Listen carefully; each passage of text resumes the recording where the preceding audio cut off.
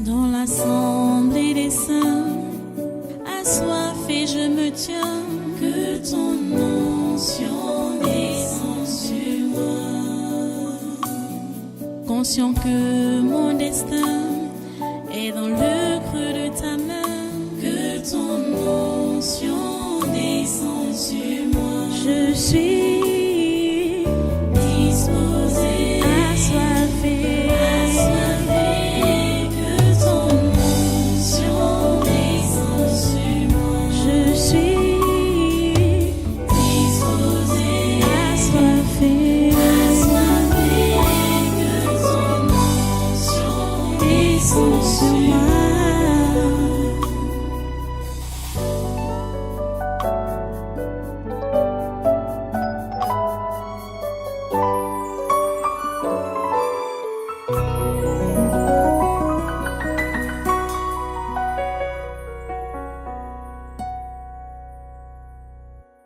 Alléluia. Reste encore un peu debout. On va maintenant passer à la parole. Prenez vos Bibles.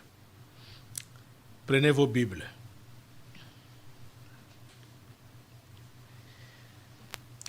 Voilà, nous allons ouvrir aujourd'hui pour commencer. Je vous disais que je vais repartir, je vais parler de Moïse aujourd'hui, l'un des pauvres qui a compris sa position de pauvre et qui a compris également que en tant que pauvre, il fallait qu'il s'occupe des pauvres. Le pauvre doit s'occuper des pauvres. Tu dois t'occuper des pauvres. Tu dois comprendre que tu es pauvre et tu dois t'occuper des pauvres. Parce que Dieu s'occupe des pauvres. Il est préoccupé par les pauvres.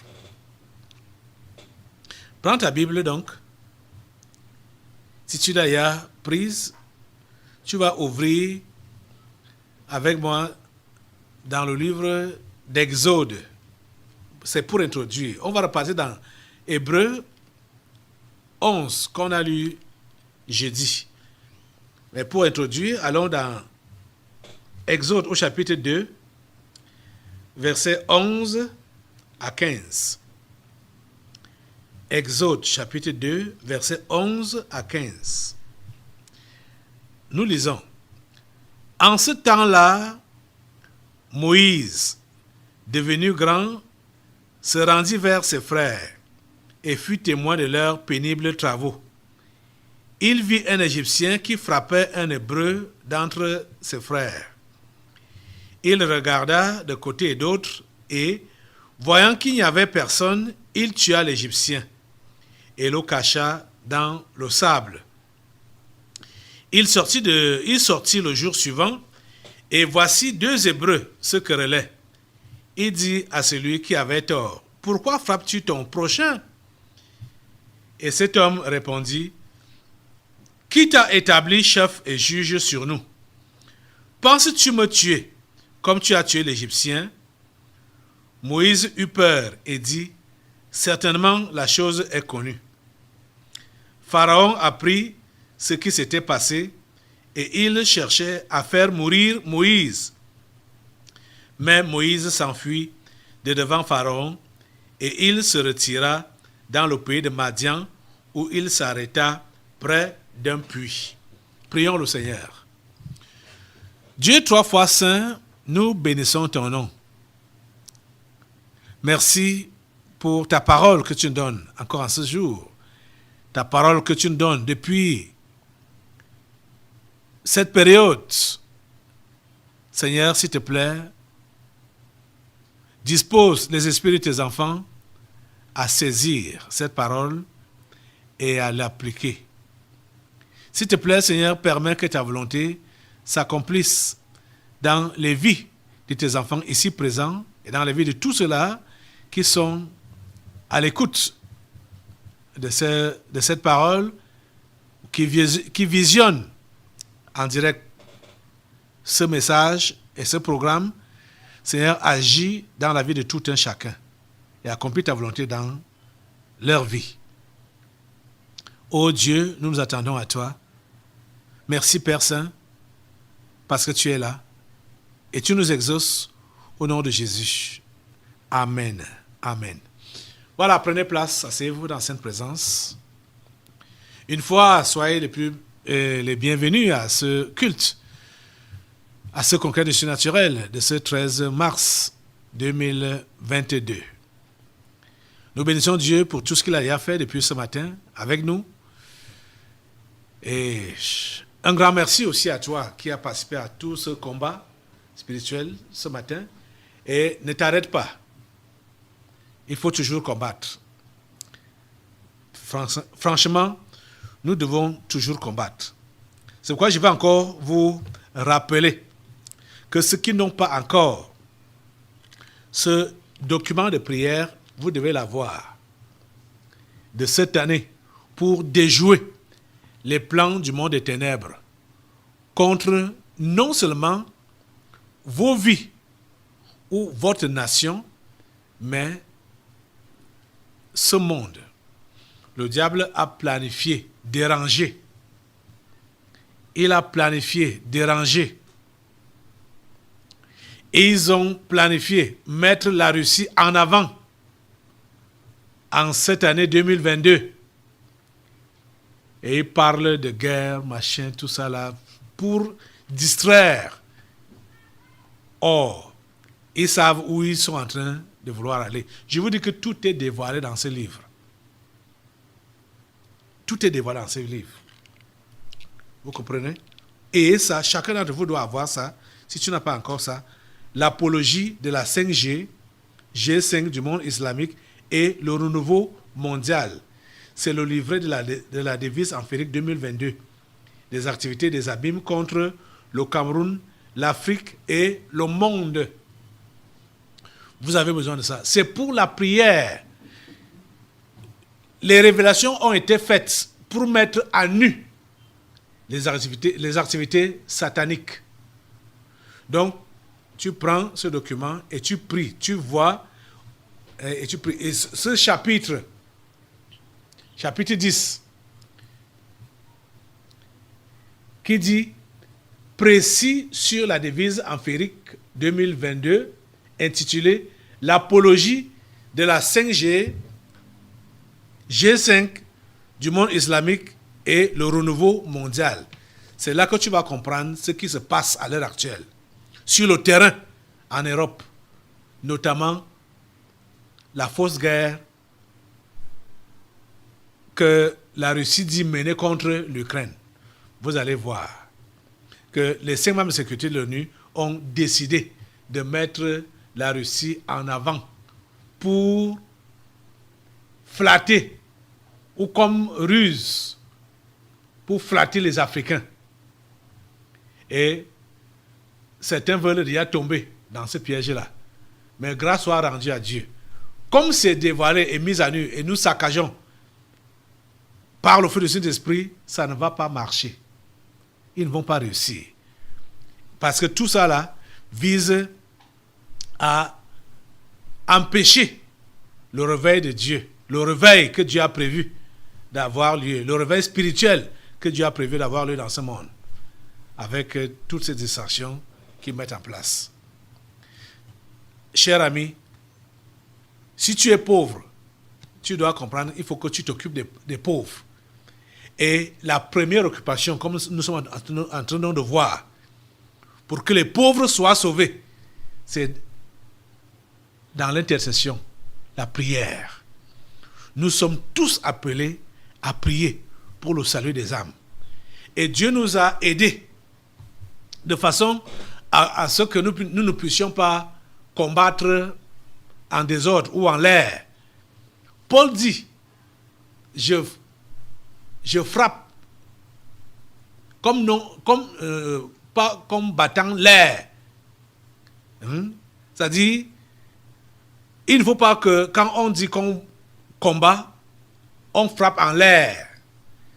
Et Dieu nous a aidés pour que nous puissions connaître la cible qui est devant nous. Et quand on frappe la cible directement. Toutes ces révélations sont ici. depuis 6 ans que Dieu a commencé à nous conduire de cette façon-là. Chaque année, il nous donne le précis de ce contre quoi on est appelé à combattre. Procurez-vous de cet instrument de prière, de combat spirituel. Combattez pour vos familles, pour vos nations, pour votre continent et pour ce monde, pour les pauvres qui s'y trouvent. On ne combat pas pour tout le monde, mais on combat pour les pauvres. Donc les élus de Dieu. Ok. Voilà donc, on est en train de prendre, on a vu donc maintenant là un exemple concret. Moïse, qui a donc décidé de combattre pour son peuple, de combattre pour les pauvres. Alléluia. Vous voyez qu'on a lu un verset approprié, hein, qui entre dans la ligne de tout ce que nous enseignons depuis fort longtemps concernant la notion du pauvre. Vous comprenez ça? Moïse est né dans un contexte difficile. Moïse est né quand le pharaon avait décidé d'éliminer les garçons juifs qui naissaient. Il avait donné consigne aux sages-femmes égyptiennes de faire tuer tous les garçons qui naissaient chez les Hébreux. Mais les sages-femmes n'avaient pas compris ça. Exactement comme ce qui se passe à l'heure actuelle, où les gouvernements ont négocié avec le corps médical pour faire du mal aux humains. Pharaon a fait ça. Nous sommes dans le même contexte. Pharaon a fait ça au temps du peuple d'Israël, au temps de Moïse. Mais Dieu a sauvé la vie de Moïse. Dieu a sauvé Moïse jusqu'à ce que Moïse, non seulement il a été arraché de la mort, mais Moïse a été élevé dans le palais royal même, adopté comme le fils de la fille de Pharaon. Mais Moïse connaissait ses origines. Moïse savait qu'il n'était pas un Égyptien. Il savait qu'il était un Hébreu et qu'il savait que son peuple souffrait, que son peuple était esclave dans ce pays. Et Moïse n'a jamais oublié ses origines. Moïse n'a jamais oublié ses origines. Cher ami chrétien, si tu es réellement chrétien, oui, je préfère appeler, cher ami chrétien, pourquoi tu oublies facilement tes origines? Pourquoi tu oublies rapidement tes origines? Pourquoi tu veux si vite t'assimiler aux Égyptiens, aux étrangers, juste à cause de la belle vie? Oh mon Dieu, aide ces gens à comprendre. Moïse n'a jamais oublié ses origines. Si tu es chrétien, tu n'es plus de ce monde. Si tu es chrétien, tu n'es plus égyptien. Tu comprends ça? Si tu es né de nouveau, tu n'es plus égyptien. Tu n'as plus besoin de te conduire comme les Égyptiens. Tu n'as plus besoin de te conduire comme les gens de ce monde. Je vous faisais comprendre que quand on parle de la terre, c'est synonyme de monde et c'est synonyme d'Égyptien ou de l'Égypte. Le monde, c'est l'Égypte. Vous comprenez? Les choses de la terre, les choses de cette vie, pourquoi est-ce que tu es attaché à cela alors que tu es chrétien? Pourquoi es-tu attaché aux choses de cette vie, aux choses de la terre? Oh Dieu. L'apôtre Jean nous a interpellés. Allons dans 1 Jean pour écouter l'interpellation de Jean. Pourquoi es-tu attaché aux choses du monde? Pourquoi es-tu attaché aux choses de la terre? Pourquoi? Va dans 1 Jean. 1 Jean, chapitre 2. 1 Jean, chapitre 2. Tu es là? Voici l'interpellation de Jean. 1 Jean, chapitre 2, verset 15. Il dit, n'aimez point le monde, ni les choses qui sont dans le monde. Vous comprenez ça? N'aimez point le monde, ni les choses qui sont dans le monde. Si quelqu'un aime le monde, l'amour du Père n'est point en lui. Car tout ce qui est dans le monde, la convoitise, voici donc les choses qui sont dans le monde. La convoitise de la chair, la convoitise des yeux et l'orgueil de la vie. Ne vient point du Père, mais vient du monde. Et le monde passe et sa convoitise aussi. Mais celui qui fait la volonté de Dieu demeure éternellement. N'aimez point le monde ni les choses qui sont dans le monde. C'est l'interpellation. N'aimez point le monde ni les choses qui sont dans le monde. Moïse, hébreu de sang, mais ayant grandi au palais royal, n'a pas oublié ses origines. Si c'est le sang de Christ qui coule dans tes veines, tu ne dois pas oublier tes origines, même si tu vis dans ce monde.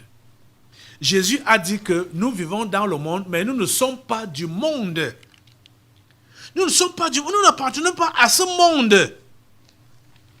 Et c'est ça que Jean était en train de réitérer. C'est ça que Jean était en train de réitérer, ce qu'on vient de lire là. Vous comprenez? Allons, voyons un peu les paroles de Jésus et l'interprétation de Jésus. Il nous dit même que le monde ne peut pas nous aimer. On ne peut pas s'entendre avec le monde. On ne doit pas s'attacher aux choses du monde. Allons dans Jean au chapitre 15. Jean chapitre 15. À partir du verset 18, Jésus dit quoi? Si le monde vous hait, sachez qu'il m'a haï avant vous. Si vous étiez du monde, le monde aimerait ce qui est à lui. Mais parce que vous n'êtes pas du monde et que je vous ai choisi du milieu du monde, à cause de cela, le monde vous hait. Souvenez-vous de la parole que je vous ai dite. Le serviteur n'est pas plus grand que son maître. S'ils m'ont persécuté, ils vous persécuteront aussi. S'ils ont gardé ma parole, ils garderont aussi la vôtre. Mais ils vous feront toutes ces choses à cause de mon nom, parce qu'ils ne connaissent pas celui qui m'a envoyé. Vous êtes en train de comprendre? Jésus nous a avertis. Je ne sais pas pourquoi tu es attaché au monde et tu dis que tu es chrétien. Oh mon Dieu. Je ne sais pas pourquoi tu ne veux pas abandonner le monde. Tu cherches ses faveurs. Tu cherches ses privilèges. Tu veux la notoriété. Tu veux la gloire. Tu veux les honneurs. La convoitise de la chair. La chair. Donc le moi. Ouais. Ce sont les choses du monde. Moïse a grandi au palais royal en tant que fils de Pharaon. Mais Moïse n'a jamais oublié ses origines. Il n'a jamais oublié ses origines. Il savait qu'il était issu d'une nation pauvre et qu'il était pauvre, même comme il était au milieu de l'abondance. Il était au milieu de la richesse, au milieu de la gloire. Mais Moïse a gardé la mentalité de pauvre. Vous êtes en train de comprendre ça? Il a gardé la mentalité de pauvre. Jusqu'à quand vous allez comprendre que c'est cette mentalité qui va vous préserver dans la foi. La mentalité de pauvre, c'est ça qui va vous préserver dans la foi. Vous comprenez ça? Et c'est ça qui va vous permettre d'être focalisé à accomplir votre mission sur terre. Celle de sauver les autres pauvres. Vous voyez ça? Il ne manquait rien à Moïse, matériellement parlant. Moïse était prêt, susceptible de devenir le successeur de Pharaon, Parce que la fille de Pharaon l'a pris comme son propre enfant. Donc c'était un enfant du palais. Mais lui-même, comme avant de partir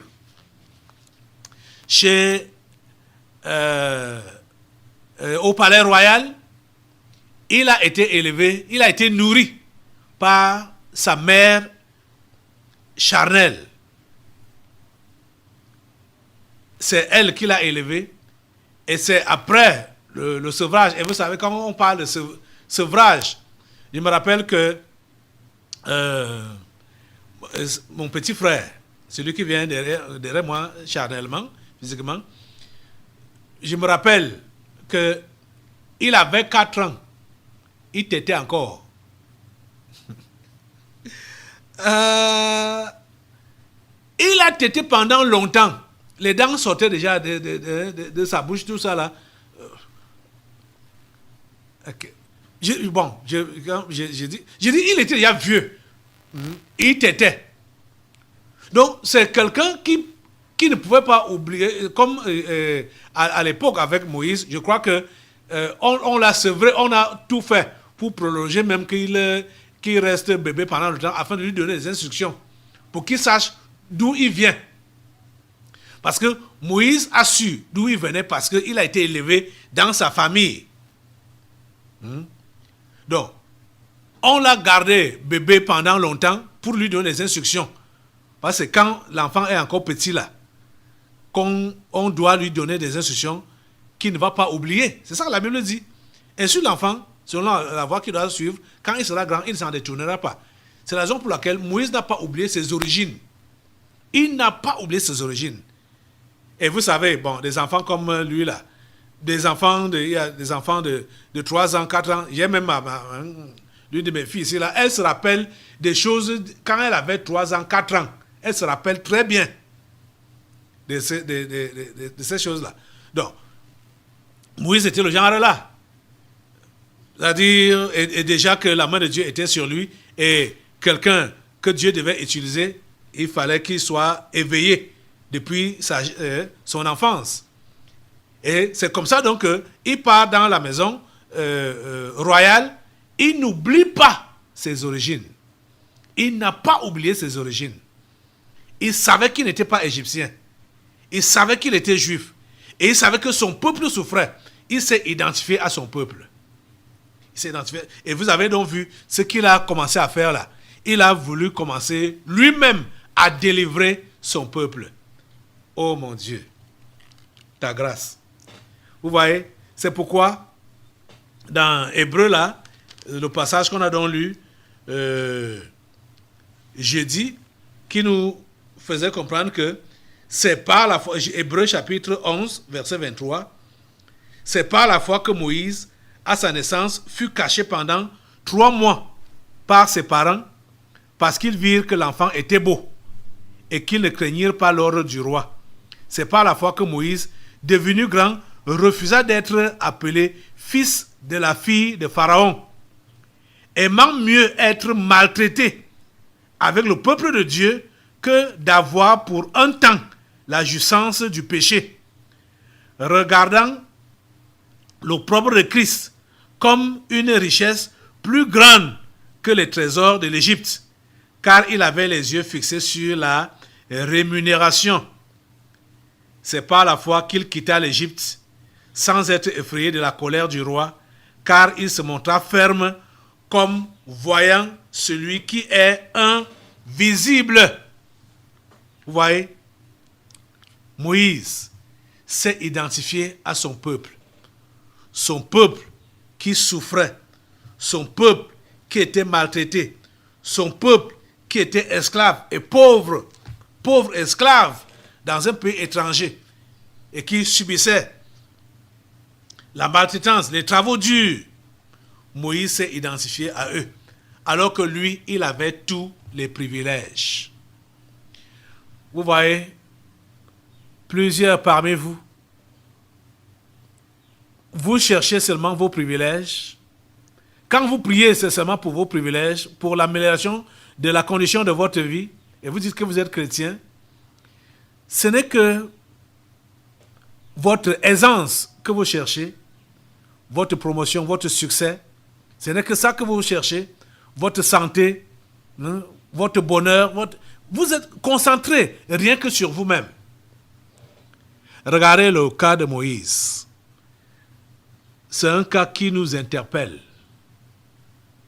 Parce que plusieurs parmi vous là, comme Dieu vous a donné grâce, vous êtes sauvés, bon, sauvés, ça va, vous êtes sauvés, vous êtes en sécurité. C'est déjà mieux, tant mieux. Les autres peuvent se débrouiller. S'ils veulent être sauvés, bon, ça les regarde. S'ils ne veulent pas, bon, ça va. Pour toi, tu es déjà sauvé, tu es déjà enfant de Dieu. Le Seigneur ne veut pas que nous ayons ce genre de comportement en tant que chrétiens. Le Seigneur veut que, quand nous sommes sauvés, nous puissions nous sacrifier pour le salut des autres. C'est ça que Dieu veut que nous fassions. Et c'est à cela que vous êtes interpellés depuis de longues semaines aujourd'hui. Que vous devez vous sacrifier pour les autres. C'est pourquoi nous voyons des exemples bibliques de ceux-là qui nous ont précédés. Ceux-là qui ont démontré qu'ils ont été sauvés par Dieu et qu'ils ont reçu une mission de Dieu de sauver les autres qui sont encore dans la souffrance, dans la misère, dans l'esclavage, dans la pauvreté, comme eux-mêmes étaient auparavant. Et cet exemple de Moïse est réellement frappant. On nous dit qu'en ce temps-là, Moïse, devenu grand, se rendit vers ses frères et fut témoin de leurs pénibles travaux. Il vit un Égyptien qui frappait un Hébreu d'entre ses frères. Et ici, le récit qu'on nous fait de Moïse là, il avait 40 ans. Quand il a vu cette scène, quand cette scène s'est passée, Moïse avait déjà 40 ans. Et vous voyez que Moïse n'était pas marié. Il n'était pas marié. Hein? Et regardez qu'à 40 ans, en tant que fils de Pharaon, ou petit-fils de Pharaon, qu'est-ce qui lui manquait? Si Moïse ne s'est pas engagé dans les histoires de mariage sentiment, c'est parce que Moïse connaissait ses origines et il savait que ce n'était pas là la priorité. Ce qui était prioritaire pour Moïse, c'est de voir son peuple en liberté. C'était de voir ses frères libres, c'était de voir ses frères sauvés. C'est ça qui le préoccupait. Vous êtes en train de comprendre ça? Les histoires de mariage et tout ça là, ça ne le préoccupait pas. Ça ne le préoccupait pas. Il avait déjà 40 ans. Il pouvait déjà avoir une femme avec des enfants. Mais Moïse ne s'est pas précipité pour ça. Vous voyez que le premier acte qu'on voit, un acte public qu'il pose, c'est un acte pour vouloir sauver ceux qui sont sous l'oppression. Ouais. Un acte pour vouloir sauver ceux qui sont sous l'oppression. Mais toi, depuis que tu dis que tu as cru, et tu dis que tu vois que le temps passe, tu vieillis déjà, d'ailleurs tu as 30 ans, 40 ans, l'autre, Dieu ne dort. Il disait qu'il avait 40 combien d'années là? 44 ans. Et quand les esprits familiers sont passés au travers de ses collègues et tout ça là, pour l'intriguer, pour le faire sortir de la volonté de Dieu, pour lui dire que voilà, le temps passe. Tu fais comment? On vous voit, on vous porter tes enfants. Il a commencé à vouloir réfléchir par rapport à ça. Moïse avait 40 ans, ayant tout le confort possible, ayant toutes les filles disponibles, les filles égyptiennes. Mais Moïse n'a pas été distrait par le mariage. La seule chose qui préoccupait Moïse, c'est de libérer son peuple de l'esclavage. C'était de sauver donc les pauvres, d'aider les pauvres. C'était là sa préoccupation. Vous êtes en train de voir ça? Mais bizarrement, ses frères, ses propres frères l'ont trahi. Ses frères l'ont trahi. Parce que quand il a fait ce qu'il a fait là, ce geste, quand il a posé ce geste que nous voyons aussi, qu'en ce temps-là, Moïse, devenu grand, se rendit vers ses frères et fut témoin de leurs pénibles travaux. Il vit un Égyptien qui frappait un Hébreu d'entre ses frères. Il le regarda de côté et d'autre, et voyant qu'il n'y avait personne, il tua l'Égyptien et le cacha dans le sable. Il sortit le jour suivant, et voici deux Hébreux se querellaient. Il dit à celui qui avait tort, « Pourquoi frappes-tu ton prochain ?» Et cet homme répondit, « Qui t'a établi chef et juge sur nous? Penses-tu me tuer comme tu as tué l'Égyptien? » Tu vois? Qui a dit à celui-ci que Moïse a tué l'Égyptien la veille?